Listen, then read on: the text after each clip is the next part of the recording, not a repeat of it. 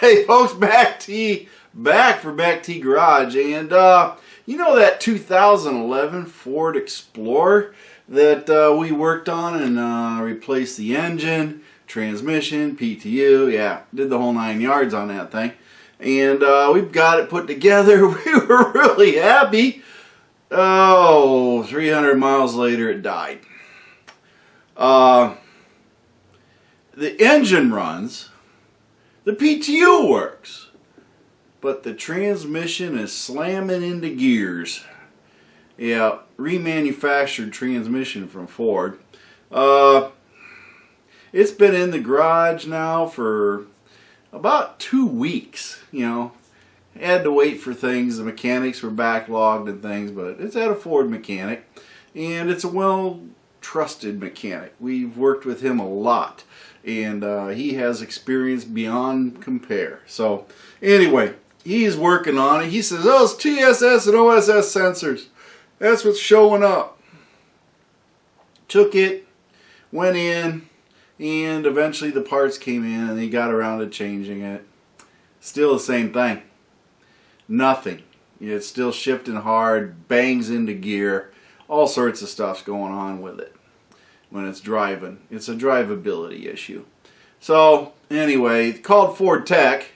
Ford Tech says, oh, try this, you know, reprogramming, whatever. They had a bunch of. Ford Tech said, hey, try this, try that, try this. And then they came finally, the third try, they came back and says, well, transmission's bad. It's got a catastrophic failure. And I started talking to Jeff because the tech was there, you know, and just talking to tech, and I says, you know what, this really does sound like a Herbie Part 2. Yes, remember when my MACT Ford Edge channel, we had a wonderful Edge that we rebuilt called Herbie, and Herbie had some really bad shifts, really bad. And we could never figure out what the problem was. And so, as the story goes, I call the previous owner. I says, by any chance was Herbie shifting poorly before the engine blew up? And he says, oh, as a matter of fact, it was. And I gauged, based on what it was doing on the Explorer and what Herbie was doing, I told Jeff, you know, this does sound like a TCM failure. For the PCM. Now, the PCM has 3 parts to it and 3 plugs, and you'll go from left to right as you're staring at it, and then it has its basic controls, and it has the other controls. But on the right hand plug is the TCM, transmission control module. That plug sends all the wiring to the transmission, and that controls your shift strategies and everything else. And I told Jeff, I says, this sure seems like a TCM failure. You're not getting a lot of signs or symptoms. It happened suddenly, and it just happened to coincidentally fail about 300 miles after it was running perfectly. So, anyway, as it stands right now, Jeff is going to go and talk to the Ford mechanic again. And we're going to lay out our claim to fame on him, and we're going to go ahead and look for a remanufactured, guaranteed, warranted, programmed to VIN PCM to replace the current PCM in it to see, fingers crossed, if maybe the TCM failed. And if it did, with a new PCM, which includes the TCM, programmed to the VIN number, fingers crossed, it's going to work. Again, that's where we're at. So we're going to try to learn and live and learn from this. And like I said, once we put the new program PCM in Herbie, all the bad shifting stopped. So the TCM was bad, and I'm really thinking this TCM went bad. So, and get this, the TCM in Herbie was a July 2010 PCM that was built. The one in this 2011 is a September 2010 TCM. So just a couple months difference, folks, in 2010. Is there a connection that we have bad shifting with the transmission, and they mimic each other and identical in nature for a lot of things? And this is a brand new reworked transmission. There's no reason for it to be failing. So anyway, fingers crossed, that's right, that we get the new PCM, TCM put into it, because it's all one unit. And I'll give you a follow-up if it works. But for right now, that Ford Explorer is dead. It don't move, and we want to get it moving.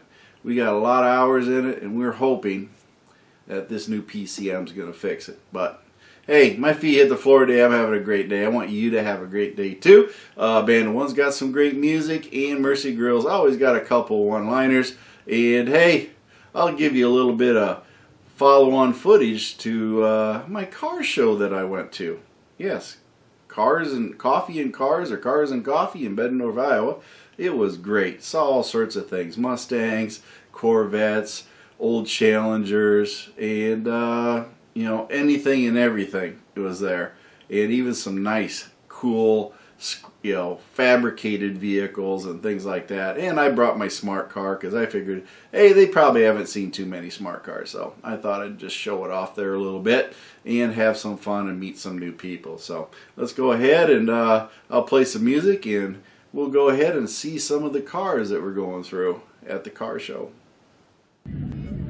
Yeah, folks, got the Smart for 2 out here at the Cars and Coffee. As you can see, lots of folks all getting in and checking things out. So I thought I'd bring the Smart for 2 out here, because apparently there's not many of these around. So we'll see what they think. Oh, Jeff got lots of Corvettes here. I know you appreciate that. Yeah, buddy.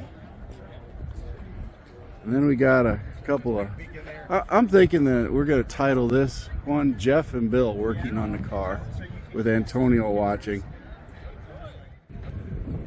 Hey folks, MACT here, and we got us a Ford Focus. Yes, it started out as a, a longer version, and then we cut it in half. There you go. And now it's a shorty. There you go. Can't get any better than that. All original engine and everything else. Interior is redone. The back seat was moved up to the front for convenience, and inside has been reworked, but overall really good job. And of course we got the shorty, but it is longer than my smart car though. Still got him on that one, but a good job nonetheless. Got us a Dodge Charger, very well kept. Got a lot of hours in this thing.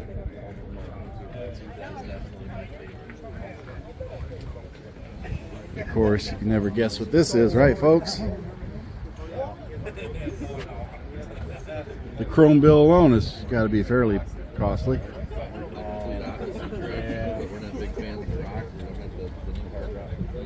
Yes, all sorts of different vehicles in here.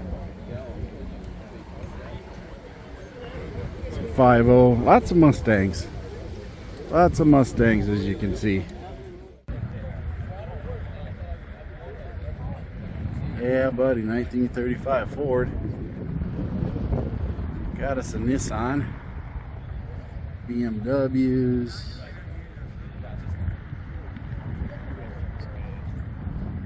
Viper. Trans Am, how many of those you see? And a Nova that's probably seen better days. A little bit of work to do on it. And I don't think this is part of the show.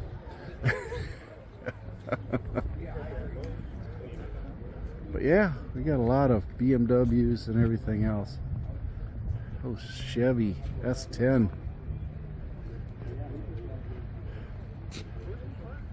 S10 that definitely doesn't look like it has the original engine in it. I think they put a little bit of extra in that. A little bit of a sleeper there, I think. Well, I'm talking beyond Yes, we got a lot of Mustangs. Shelby GT500 right there, buddy. Mach 1. Then we got us a Honda. Got us a